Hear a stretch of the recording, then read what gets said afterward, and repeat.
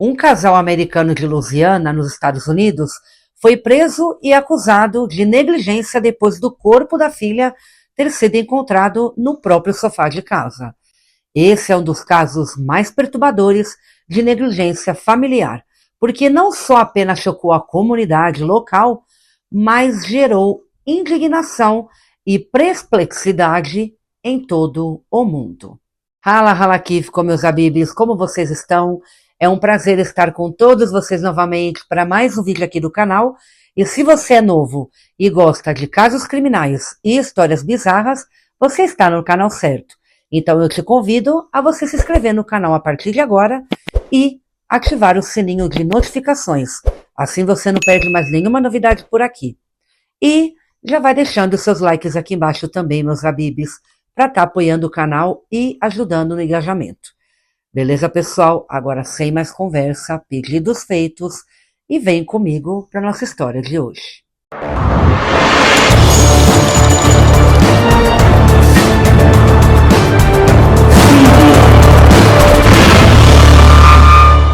Lacey Fletcher, nascida em 85, era uma jovem descrita por seus conhecidos como tímida e reservada, e ela foi diagnosticada com um distúrbio neurológico raro que a possibilitava de sair de casa. Ela não poderia mais sair de casa. E ela ainda era autista e supostamente sofreu bullying dos colegas no ensino médio. Por essa razão, seus pais a tiraram da escola e Lacey passou a ter aulas em sua casa. Ela era filha única de Sheila e Clay Fletcher e morava com os pais em uma casa aparentemente normal. Mas por trás das paredes escondia-se um drama inimaginável. Sheila e Clay eram conhecidos por reclamar de sua filha, afirmando que não queriam ser cuidadores quando se tornassem pais. Quando Lacey tinha 24 anos, um declínio em sua saúde cognitiva fez com que ela não pudesse mais sair de casa sozinha. Ela então ficou confinada ao sofá de couro da família. Em vez de procurar assistência médica, Sheila e Clay deixaram a sua filha no sofá. Após o declínio cognitivo da saúde de Lacey, que levou à sua incapacidade de sair de casa, Sheila e Clay a deixaram no sofá e colocaram toalhas ao lado da Lacey para que as fezes e a urina de Lacey fossem mais fáceis de limpar. O resto da casa deles estavam bem limpo, exceto pelo sofá, onde a filha não podia se mover de forma independente. Com o tempo, as roupas de Lacey não se encaixavam mais nela. Simplesmente caíam de seu corpo. Clay e Sheila frequentemente saíam por dias, meus habibis, de férias, deixando-a com fome. Com o tempo, seus músculos se atrofiaram e os vermes começaram a comer em suas extremidades, debaixo do sofá, deixando excrementos de rato e larvas para prosperar no espaço. Havia sinais de que ela estava tentando se levantar do sofá, tentando se locomover para evitar a dor. Ainda assim, devido à desnutrição grave e atrofia nos músculos das pernas, ela não conseguiu. Seu corpo se fundiu nas almofadas de couro do sofá, pois ela estava coberta de urina e fezes, bem como larvas vivendo em seu cabelo e dentro dela também. Os pais da jovem de 36 anos eram membros respeitados da comunidade, meus habibis. Clay Fletcher tinha um cargo importante numa associação de preservação da memória da Guerra Civil Americana. E Sheila Fletcher, uma ex-vereadora da cidade de Zachary, era assistente de procurador. Ambos afastaram-se das suas atividades públicas antes da acusação que chocou até os amigos mais próximos da família. Em janeiro de 2022, equipes de emergência foram chamadas à residência da família Fletcher pela própria Sheila.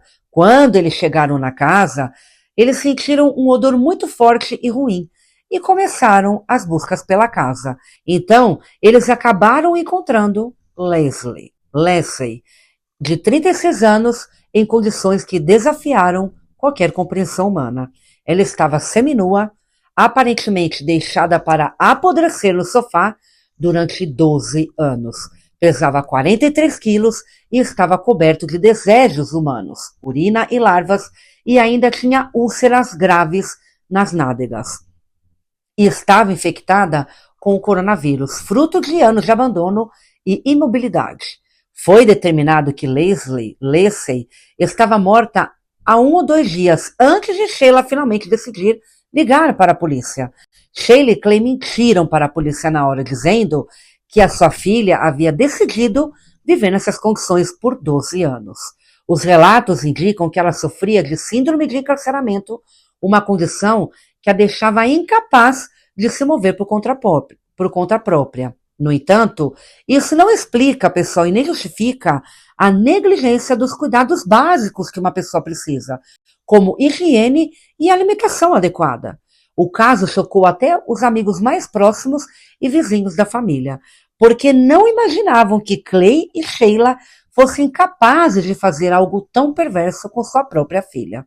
Um colega de trabalho de Clay, chamado John Potts, até disse para um programa de televisão que os detalhes do ocorrido eram tão horríveis, pessoal, e que ele não conseguia entender como algo assim poderia acontecer. Ele jamais imaginava isso. Já um vizinho da família chamado Robert Blades disse que quando viu a Lacey pela última vez, ela parecia bastante normal fisicamente, porque ela sempre foi muito magra e que ela estava fazendo exercícios com alguns pesos na rua. Então ele não viu necessidade de falar com ela na hora, né? Ele achou tudo normal. O legista Reuel Bikishan acredita que ela poderia estar sentada na mesma posição durante 12 anos e considerou a morte da jovem um homicídio.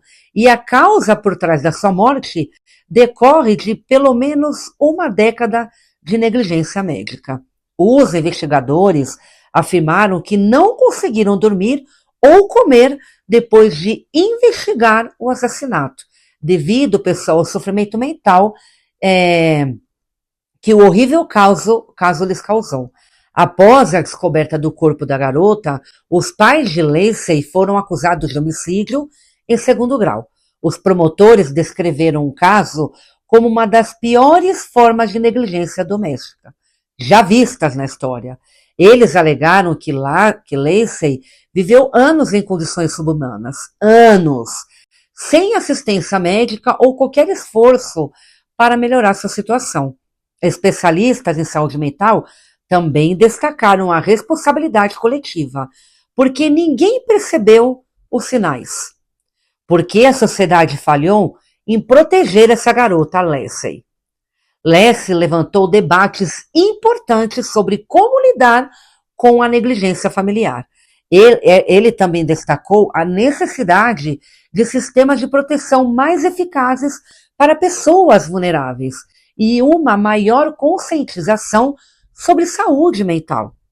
Lacey se tornou um símbolo trágico das falhas humanas, meus amores. A falha da família, da comunidade e do sistema.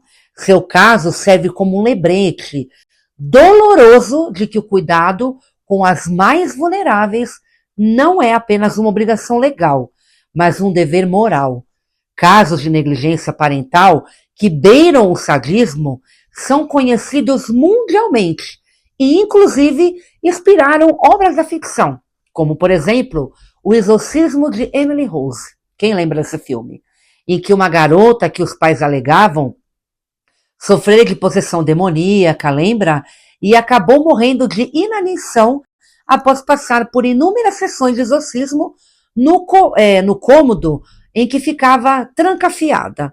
Mas o caso de Lacey tem se mostrado muito mais chocante que isso. E sem o fator religioso que levou à morte de Annalise Michel, jovem alemã cuja história inspirou o filme de 2005, então se você conhece alguém, pessoal, que possa estar em uma situação de negligência ou abuso, denuncie. Não deixe por isso mesmo. Por favor, denunciem, porque a sua ação pode salvar uma vida. A sua ação pode fazer a diferença. Não deixe que uma pessoa seja abusada, seja negligenciada. Se você sabe, denuncie, porque isso é uma obrigação de todos nós, cuidarmos uns aos outros, porque é isso que ensina o nosso Pai Celestial, não é mesmo? A gente ajudar uns aos outros, cuidar uns aos outros. Então, não seja desumano e vejam e a ponto de ver essa situação e não fazer nada. Denuncie, porque a sua ação pode fazer a diferença e pode salvar uma vida. Bom, pessoal, esse foi o caso da jovem Lacey. Me chocou muito esse caso, me deixou muito indignada. Como que pais podem fazer isso com a sua própria filha, e ainda uma filha que era totalmente dependente deles, né? Não me cabe, pessoal, eu não consigo pensar aonde vai o nosso mundo. Bom, o nosso vídeo fica por aqui, eu não quero me estender muito. O nosso vídeo fica por aqui. Espero que vocês tenham gostado. Deixe nos comentários o que vocês acharam sobre esse caso, tá bom? Se vocês concordam comigo, tá bom? Que eu espero que todos vão concordar, né? Então, um beijo no coração de cada um, que todos fiquem bem e a gente se vê no nosso próximo vídeo, pessoal. Beijo, fui!